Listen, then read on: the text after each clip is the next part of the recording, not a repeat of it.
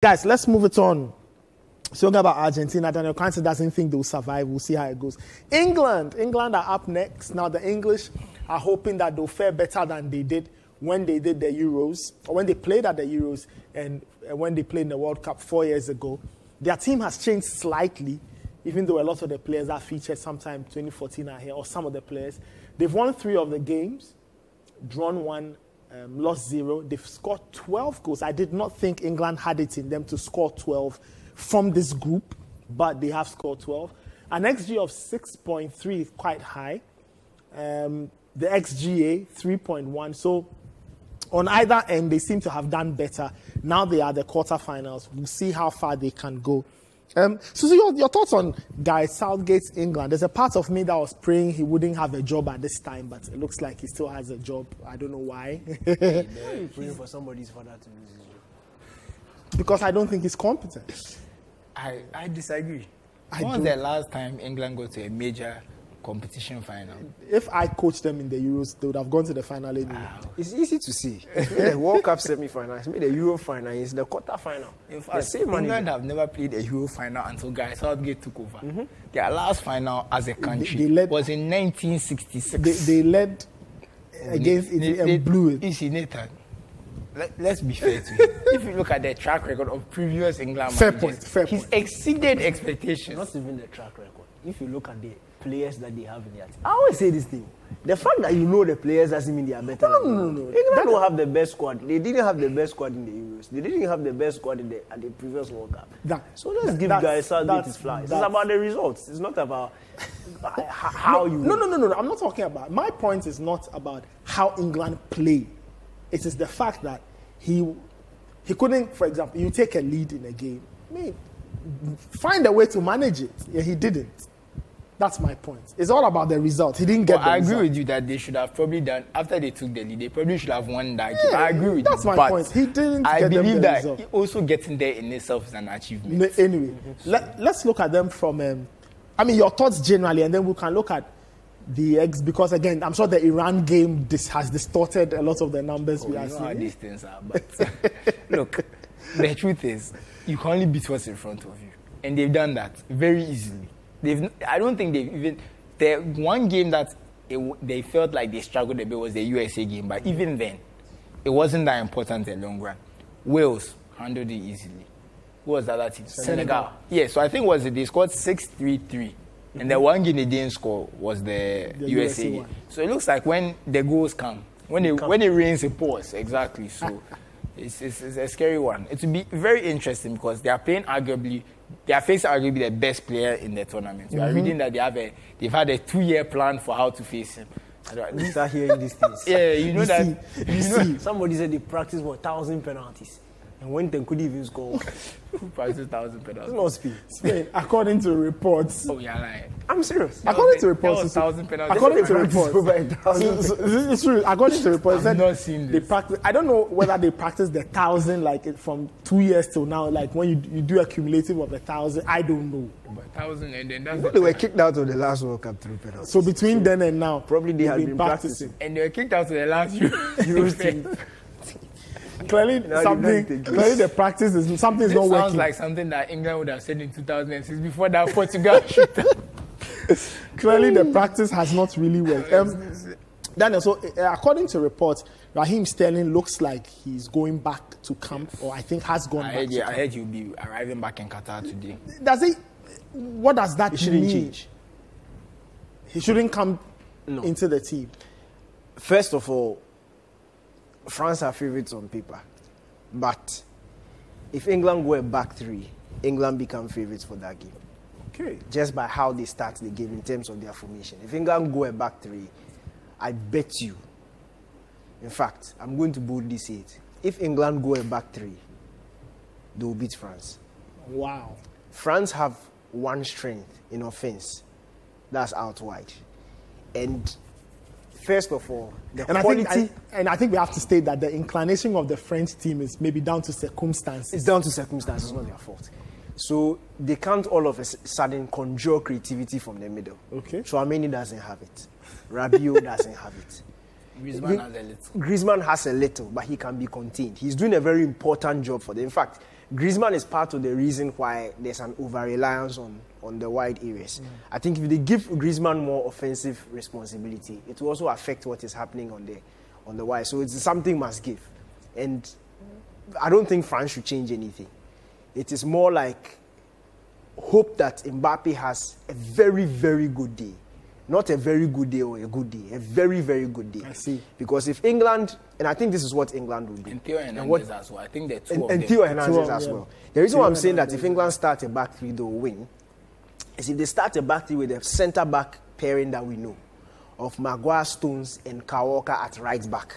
And they play right centre-back. And they play Trippier at right wing-back. Okay. England will win. Because whoever is playing at right centre-back will be responsible for the recovery or cleaning up after the right back. Trippier can hold himself to some extent, but more often than not, Mbappe will get past him. But if you have Kyle Walker already anticipating that in that battle against Mbappe, he will win it all day. And I think that is where they need to put him. First of all, he has the pace, he has a certain level of defensive awareness, and in this system, he has shown that he can thrive. If they can stop what is happening at that side of the pitch, you have Stones and Shaw also. In fact, Shaw has done really well when it comes to one-on-one against these top-class wingers. His track record has shown. In fact, almost every time you think that they are going to get the better of him, he has a way of stopping that. So he is somebody who I think can handle Dembele one-on-one. It's going to be difficult, but he can handle him. Plus, he also have help. And you know... And Dembele won't have any help from his fullback. Exactly. Dembele doesn't have. On the right-hand side, France don't have... Koundé. He's not going to be Pavard, it doesn't matter who's there. They are not going to be bombing for it. Those overlapping runs. So, in that, England have already sort of neutralized the French threat. And when it comes to the French defense also, there's a lot of issues there. But I don't know why these things are not being... They considered against Tunisia. Okay, fine, you can say it was a second team. Yeah. They considered against Australia. They considered against Denmark. So who did they face in the round of 16? Poland, okay, fine. They considered against Poland. They are conceding goals. They are scoring, they are blowing teams away. But they are conceding goals. And they are leaving spaces in behind. Look, with the smartness of this... Point. If you've not kept a clean sheet so far, there's a problem. And there was an article on The Athletic about how to win a World Cup. And one of the things that they pointed out was clean sheets. Defense. Yeah, so but how many clean sheets did France keep on the way to their last? That was even an anomaly. That in the knockout rounds, they didn't keep a lot of clean sheets. But at least in the group stage, they were keeping clean sheets. Yeah. But they couldn't even do that in this group stage. Okay. It's been difficult. And it's the spaces that they are leaving behind at the back. And I've just pinned, personally, when I'm watching them, I'm pinning down to the lack of quality of the opposition that they are facing. But this English attack, look, it is, first of all, the fluidity of the English attack and their intelligence.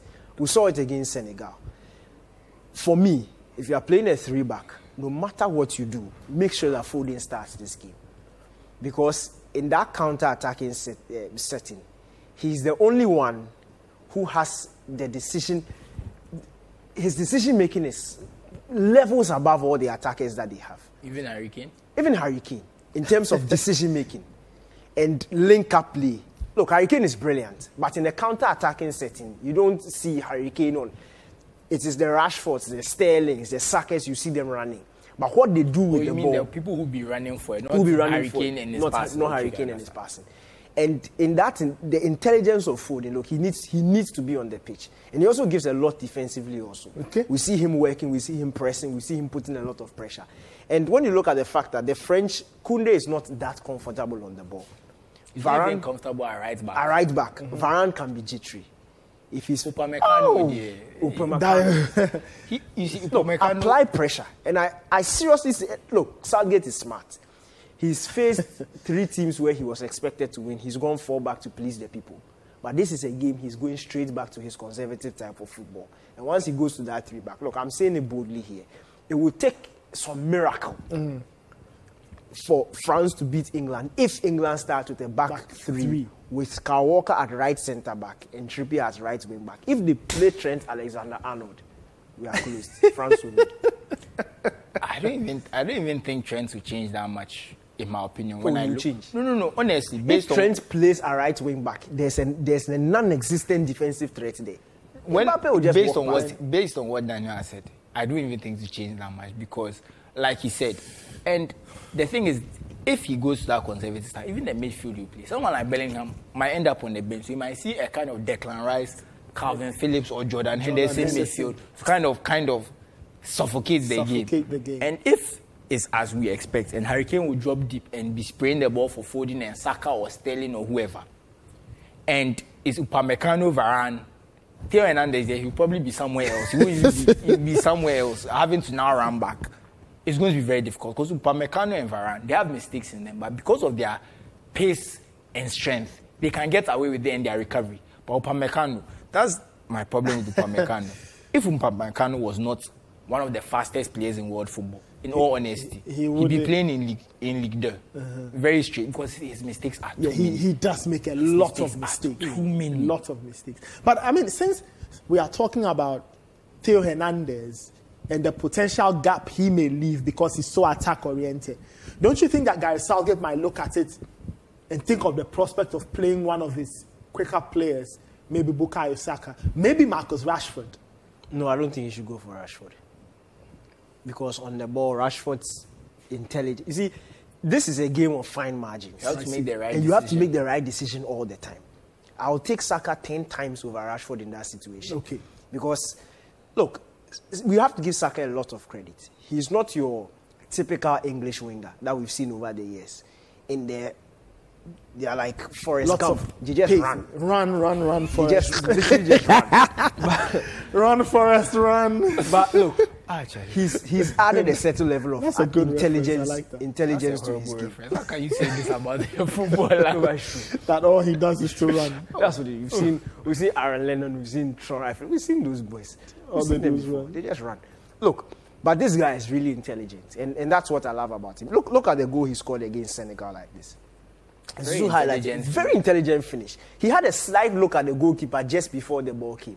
And these are the fine margins that win you things. Rashford's head will be down. And he'll just blast it. Take a shot. And he'll continue doing it till he's 30. That's why he'll stay at this level. But Saka is different. And in selecting these players, in putting out your first 11, you are going for players who will be able to be that differentiation factor, and Saka is one of them. If Saka is up in that situation, I'm in a counter-attack or I have possession, I know that 9 times out of 10, he will make the right decision.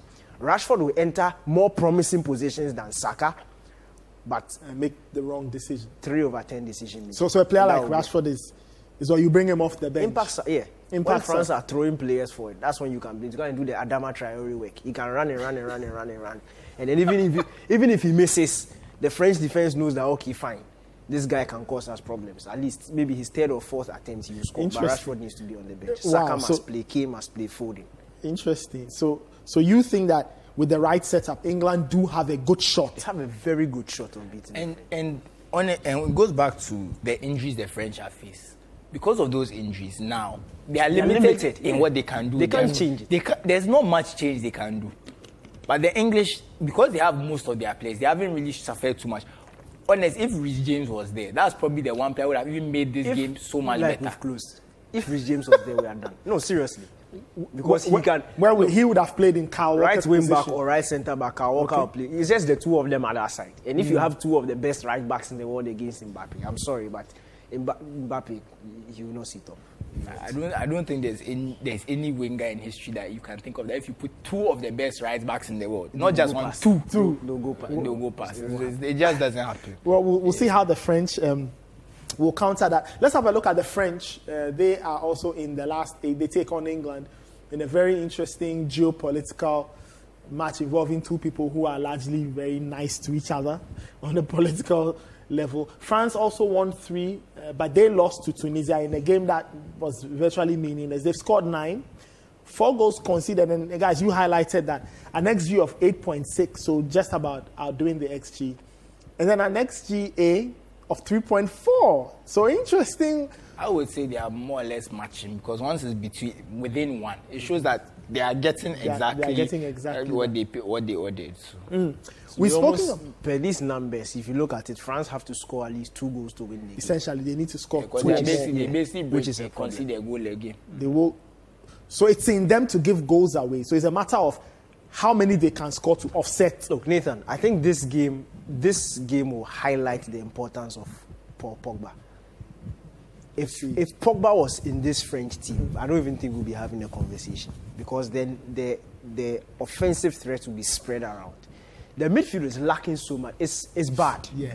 It's serious. You see, and my point is, if you watch some of their games at the World Cup, it's so bad that there are even opportunities where all Rabiot has to do, or all Tchouaméni has to do, is to see the outlet in Dembele or Mbappe. And maybe they'll decide to go another sideways pass before one of them will see it and give the pass.